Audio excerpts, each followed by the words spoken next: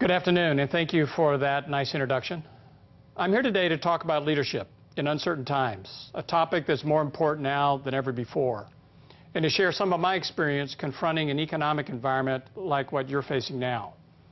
You see, our economic challenges in the United States started 4 years ago, and those of us whose companies didn't just strive but thrived learned a few things along the way.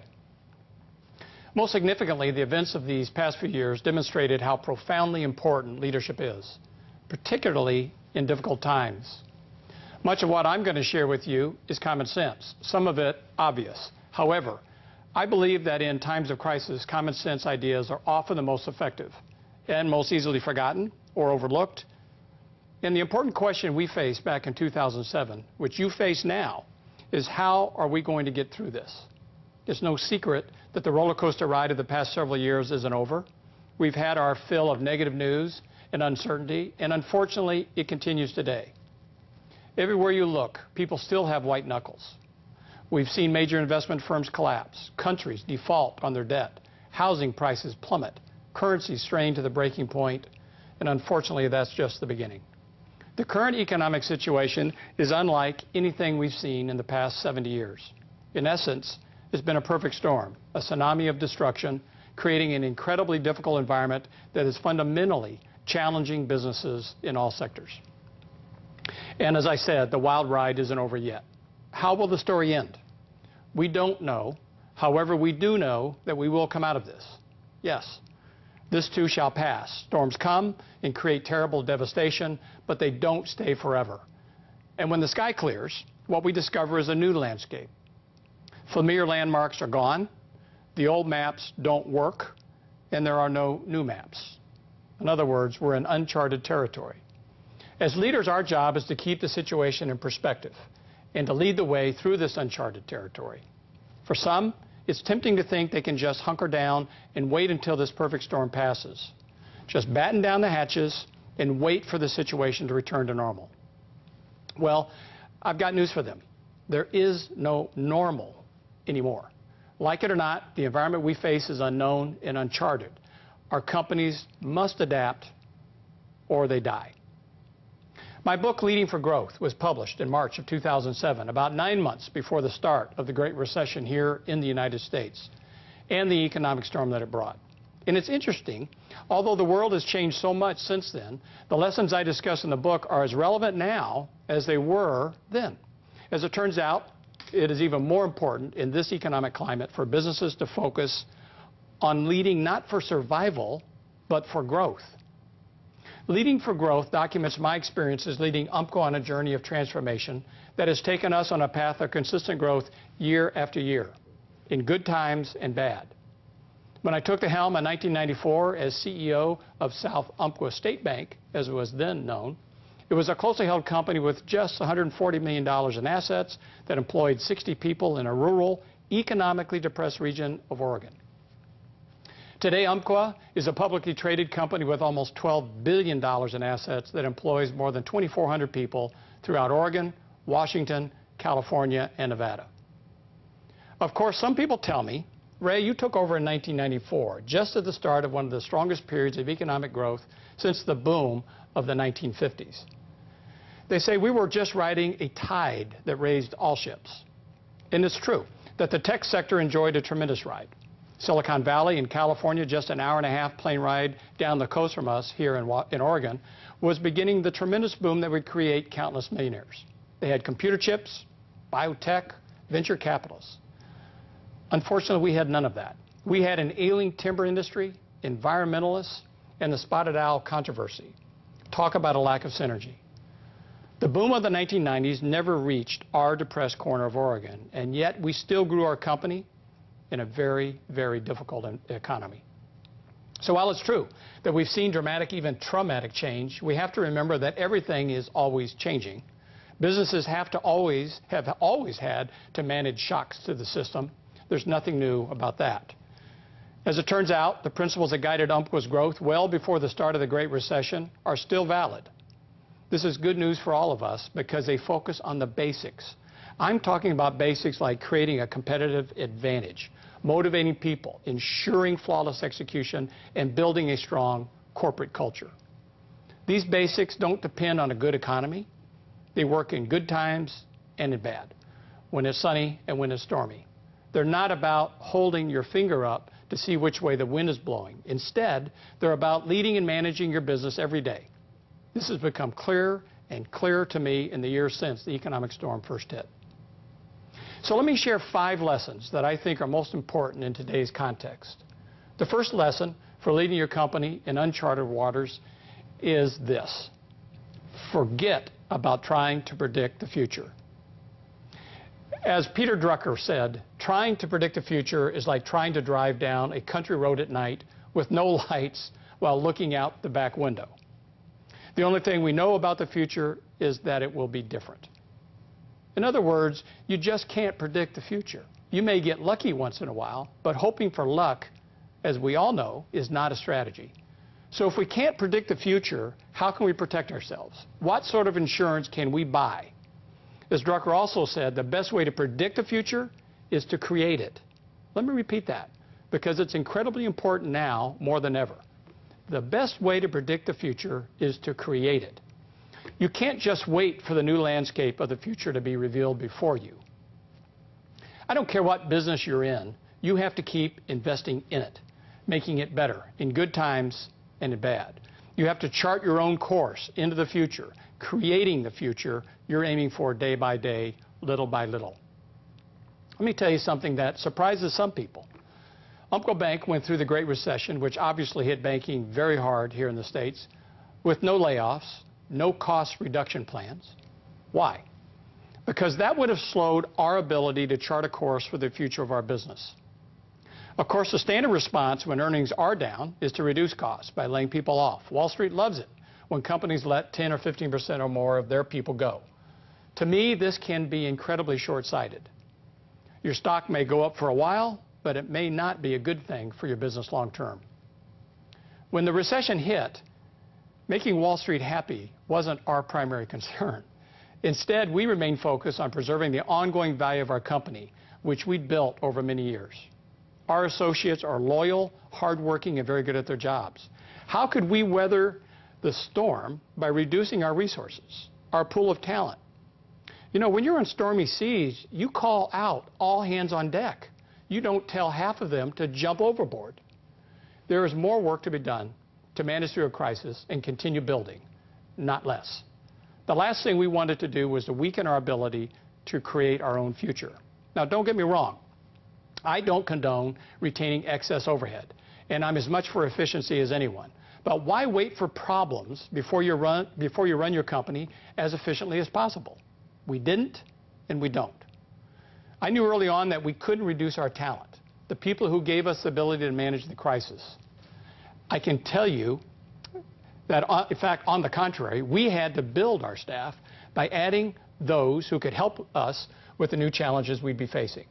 So while the financial crisis swirled around us and our earnings took its share of hit, we didn't just hunker down in a defensive crouch. Instead, we kept our eye moving forward and building momentum, adding to our commercial teams and expanding into strategic markets. And the investments we made in a chaotic and stormy period here in the U.S. are now paying off dramatically. If you ask people here in the United States, they'll tell you Umpqua was one of the first banks to identify the crisis and one of the first to start doing something about it. And I think they'll say that we were also one of the first to see light at the end of the tunnel and start building momentum so we can emerge from this mess stronger than before. And because of everything we have accomplished so far, our balance sheet today in 2011 is stronger than ever before, stronger even than what it was in 2007 before the start of the meltdown. Very few companies can say that. We never tried to predict the future. We just worked like hell to keep our company poised for growth and ready to seize opportunity when the time came. Now that brings me to the second lesson for leading your company in uncharted territory, and that is never hunker down. You know, when I hear an executive tell me, you know, we're just hunkering down until this blows over, I have to tell you, I love it. If you tell me you're hunkering down, waiting for things to improve, it means I have an immediate advantage. Because while you're hunkering down and waiting, I'm preparing. I'm getting ready. investing in our capacity and making things happen. I'm not waiting. I'll tell you that for sure. But I understand that when a storm hits, it's daunting. Everybody wants to hunker down and not do anything until it's all over. And I believe that can be a fatal mistake. You've got to look up and create your future. And that's what we did more than a year and a half ago when we started in 2010. You know, I'm often asked, how to do this? And the truth is that it's all about risk management. Again, I don't care what business you're in. In today's volatile environment, every executive has to know how to manage risk. Unfortunately, people don't like to talk about risk or managing risk. And this is a big mistake. Why? Because risk and opportunity are inextricably linked together. Managing risk means managing opportunity in order to recognize and seize opportunity. You have to be open to evaluating and managing risk. That's what a CEO's job is. Really, all about managing risk and the opportunity. The best leaders do this every day, confronting risk head on. If they don't, the consequences are serious. For example, in the United States, we've had more than 400 bank failures in the past few years. You can be sure that their business plans included risk, and that way too many of their CEOs were unable to lead their companies through it. I know personally how difficult that is. We at Umpqua had to confront the problems in our own loan portfolio as well. And if you recognize risk is there and you pay attention to it, put strategies in place to deal with it, you will be so far ahead of the competition. And you'll be able to focus on opportunities that others miss. The truth is, risk can be the best thing going for you. It does pump your adrenaline and can enable your organization to do extraordinary things while others are hunkering down. Plan and prepare for growth. Identify opportunity and invest. We invested. We created an international banking division in the midst of the crisis when questions of solvency surrounded nearly every bank. We addressed those problems head on and hired people to build for growth. In addition to international banking, in fact, we created a wealth management division to expand our business in that area. People told us we were crazy. The economy was cratering and we were expanding wealth management, but by and large, the wealthy weren't really hurt that bad by the recession. There still was a market. We beefed up our commercial banking operations in strategic markets like Seattle, Washington, and the San Francisco, California area, and added a capital markets division. I don't care how dark and stormy the skies are, there's always a ray of opportunity somewhere. And if you're going to lead, you can't let bad news color all of your decisions. This leads me to the third lesson in uncharted territory, and that is this. It's one of my favorites. It's all about never-ending discipline. Never-ending discipline is essential. Earlier I said you can't predict the future, so it may seem contradictory to say that you absolutely have to have a vision of the future, but it's not. Let's think about what I shared earlier. The best way to predict the future is to create it. How can you create something if you don't have a vision of what you're trying to achieve? When you're operating in uncharted territories, a vision for your company is absolutely essential. Our vision at Umpqua is to be the world's greatest bank. But what does that mean? Does it mean the world's biggest, the most profitable, the fastest growing bank, or what? In fact, it doesn't mean any of those things. When we say we aim to be the world's greatest bank, it's far more than an expression or a slogan. It's our commitment to our customers, our communities, and it's our commitment to ourselves. It's the reason behind everything we do. The thing about most vision statements, ours included, is that they're short on details. They don't explain their own meaning. That's your job as a leader. When you're serious about your vision for the company, discipline is a never-ending story, and it starts at the top. It has and always been, will always be, the most challenging aspect of a leader's job. Now, I'm not talking about the type of discipline where you punish others for wrong behavior. I'm talking about self-discipline, the mental tenacity required of leaders to plant their strategy and stick with it day in and day out, through good times, through bad times. Enforcing standards is important, of course, but you can have all the rules in the world, and it won't matter one bit if you yourself don't have the perseverance to stay true to your vision, your plans for growth. You have to look in the mirror first. It's hard because if you really set yourself a new course, a challenging path, you'll soon find all sorts of people telling you, you need to be more reasonable. You will find conventional wisdom coming at you from a dozen different directions, telling you that what you're trying to do is too hard. It's impossible, or really not that important. And besides, it won't work anyway. Be reasonable, they'll tell you. You can't really expect us to do that, whatever that is. As a leader, you have to be tough enough to appear unyielding and unreasonable. These are our standards. This is what we're going to do. This is what we are going to become. And heaven help anyone who tries to bring conventional wisdom in here to stop us. Discipline is about your vision. That movie that plays in your head that shows where your company is going and what it's going to become. If you're smart, you realize you're not going to get there in a straight line. You'll have ups and downs, starts and stops, especially in the uncharted territory we're now facing. Discipline means you're never going to give up. There's an old proverb that defines success this way. You fall down 6 times, you get up 7. In essence, that's what discipline means. You keep going. Naturally, all strategies evolve over time and need fine-tuning. But the future of your company shouldn't change dramatically unless you have completely lost confidence in the direction you're headed. Certainly, markets shift, competitors move, world events and other external conditions that a leader has no control over can affect your company. When these occur, a leader must be able to ascertain the effect these surprises have and adjust accordingly. But unless something happens that damages the vision itself, you need to have the discipline to keep going. The point is, there's always a test going on, a test of a leader's resolve. These tests come in all sorts of guises and sometimes don't even seem like challenges to your vision, but if you're not careful, you'll go off course and not even realize it. For example, we developed a new product at UMCO a few years ago. We had high hopes for it and had planned a significant marketing campaign around it. And after a lot of planning and training, I got a real shocker. In our final launch meeting before rolling it out, the technology team reported that due to a change in our newly upgraded software system, it would not be able to support the new product. They went on at length with technical details about the limitations of this software. But the upshot was that a rollout would have to be delayed. Now, I had no way of judging the technical explanation they offered, but I knew all the executives around the table were looking at me, wondering about my reaction.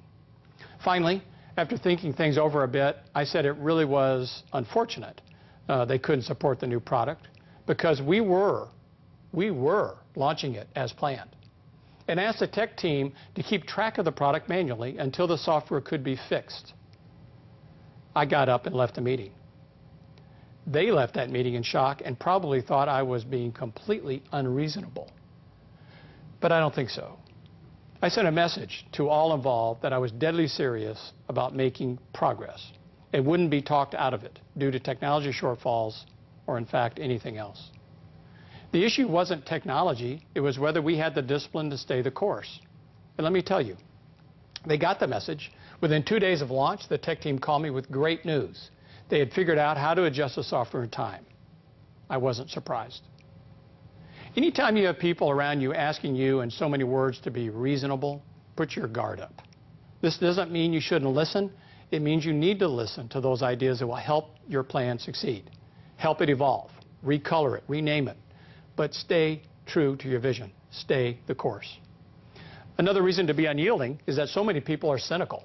They've all experienced the fad of the month. They've been conditioned by bad management to expect that new programs introduced with bold announcements will eventually peter out.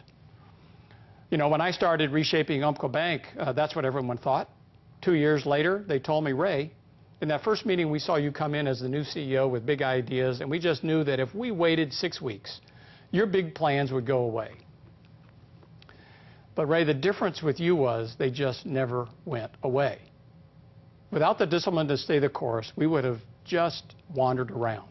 We wouldn't have grown as fast as we have, and we wouldn't be doing the things we're doing right now.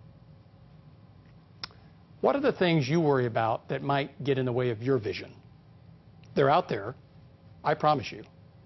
Don't let them sneak up on you. Be alert for the warning signs before they start creeping up, and don't shy away from confronting them head on. Okay, the next lesson on leading in uncharted territory is manage the fear of the unknown in yourself and others. You know, it's interesting. If you're alone in your house at night and you hear a noise downstairs, you think, what was that? It's scary. It's the bump in the night that makes us nervous. But if you go downstairs and find out that it was a raccoon that somehow got into the house, you may not like it, but you can deal with it. You know what it is. That's true for everyone. We can deal with things we know. Things we don't know, let's face it, they scare the hell out of us. Your imagination goes wild. That noise in the middle of the night could be anything. Whether they like it or not, leaders have the power to scare the hell out of people. And if you don't fully explain what you're up to, you leave people in the dark, and people in the dark have vivid imaginations. And I can assure you they're not imagining something good. This is dangerous because when people are afraid, they shut down and don't hear what you have to say. So if you want your people to get excited about change, you can't scare the daylights out of them. You've got to give them information, and lots of it, so they don't wonder what's really going on and start imagining all sorts of worst-case scenarios. The greatest fear people have is the fear of the unknown. The job of leadership is to take away that fear as fast and as much as possible. I tell my people, I owe you an explanation of what we're doing. I will always provide one. You may not like all the details, but I will always be upfront and honest with you. Here's what we're doing, why we're doing it, what we hope to achieve, and most important, how we're going to support you as we implement the changes. When people know the full story, you'll be amazed at how accepting and supportive they can be, even in tough times. I believe that leaders do not have to defend their actions, but should be able to explain their actions. There's no point in getting defensive. I think this is one of the biggest mistakes executives make. They don't want to put themselves in a position where they have to defend their actions, so they avoid explaining them in the first place. This isn't fair to their people, and it ultimately undermines their own efforts. In my book, I talk about how important it is to motivate and inspire your people. This is clearly the role of leadership, as we all know. But when the fear of the unknown is rampant in your workforce, there isn't much you can do to motivate and inspire. You've got to clear away the brush before you can plant the seeds of motivation and inspiration. That means clearing away the fear of the unknown by being honest and transparent, particularly when you're in a turbulent period, as we are today. Watching other companies fail or lay people off makes your staff nervous, I promise you. You've got to tell people what's going on. You've got to communicate constantly. I always tell our people, look, if there's something for you to worry about, I'll be the first guy to tell you about it. I don't want my people worrying about something they can't impact. They can't do anything about it. If they're spending a lot of time worrying, they can't be very productive, and I want our people to obviously be as productive as possible. So my job is to take away that fear so they can get on with business. And that means being open and honest. Some leaders take the opposite approach. They try to hide things. They think we'll worry their people, try to be protective. But people who work for them, I have to tell you, they aren't stupid. They know when they're not getting the full story, when all they're hearing is spin. And they worry more when you don't lay the facts on the table, good or bad. If you lay the facts on the table, then people know where they stand. You know, I also hold what we call town hall meetings. And we invite every associate of Umpqua every quarter, and actually more frequently when warranted. And people are asked to come together and send in anonymous questions and concerns that they wish for me to address. It allows us to talk about the issues that are of importance to them. Some questions, I have to tell you, are frankly skeptical, even challenging. But I'll tell you, it's okay. If people can't be frank and honest, then the whole thing is, quite frankly, it's a charade. So I try to answer every single question with complete honesty and full disclosure. These town halls help our executive team stay in touch with what's happening in the company. But more important, they keep everyone informed and in the loop and reinforce that we're all in this together. Many people say they love surprises. But where their jobs are concerned, people hate surprises. Our town hall meetings help us avoid surprising people and take away the fear of the unknown. I always make the point that you may not like the answers you get, but you know you deserve it and you will hear the truth. People can deal with the truth. During the worst of the economic storm, I began holding these town halls actually publicly in the communities throughout the footprint that we serve. Like our associate town halls, everyone was encouraged to ask questions. And there were many because bank executives, quite frankly, during this period weren't talking. Although my answers weren't always what the audience wanted to hear, the dialogue and transparency made it clear that Umpqua had nothing to hide. Communication is especially important when you're dealing with massive change, as we are now. Change is hard because we're creatures of habit.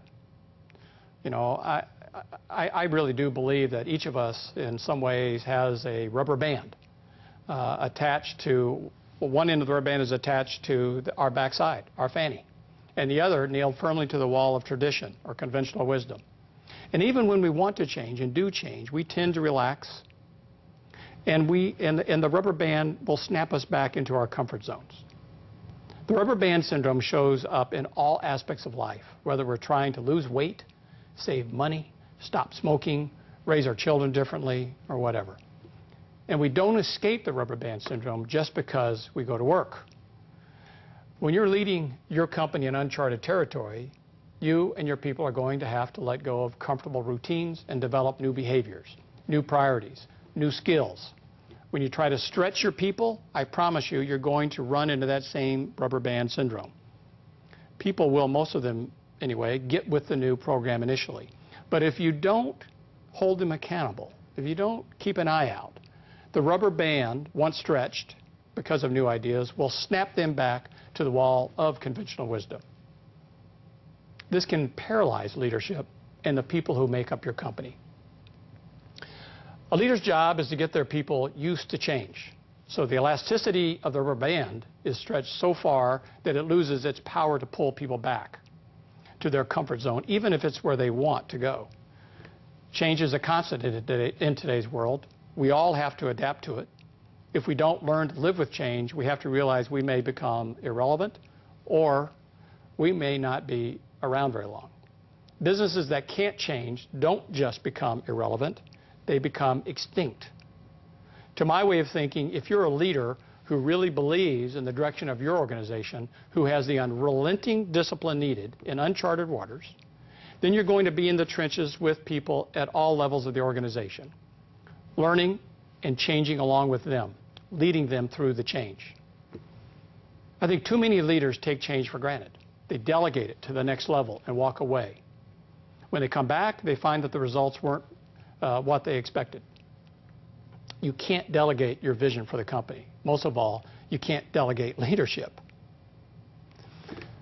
So now let me share the last and perhaps the most important lesson that we at Umpqua and for all of us must keep in mind as we deal with the current turmoil.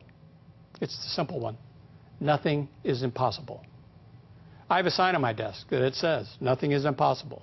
That sign is there to remind me constantly that if you have positive passion, discipline, and empower your people, you and your team can achieve great things.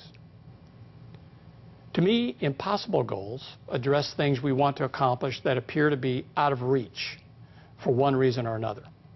We have to believe we can accomplish the impossible because the alternative, resigning ourselves to the status quo and mediocrity, is unacceptable. You know, think about it. Solving world hunger may seem impossible, yet why would anybody want to believe it can't be done? If we don't believe we can accomplish the impossible, innovation and greatness will fall by the wayside, and critical problems will never be solved. Another word for believing that nothing is impossible, to me, is a simple one as well: optimism. Optimism isn't a blind faith that you'll be lucky. It's about believing in your ability to create your own success, your own future. Who would follow someone who doesn't believe with a great deal of passion that the goal is attainable? Can any leader succeed unless people throughout the organization passionately believe in the goal and that it is reachable? The questions answer themselves.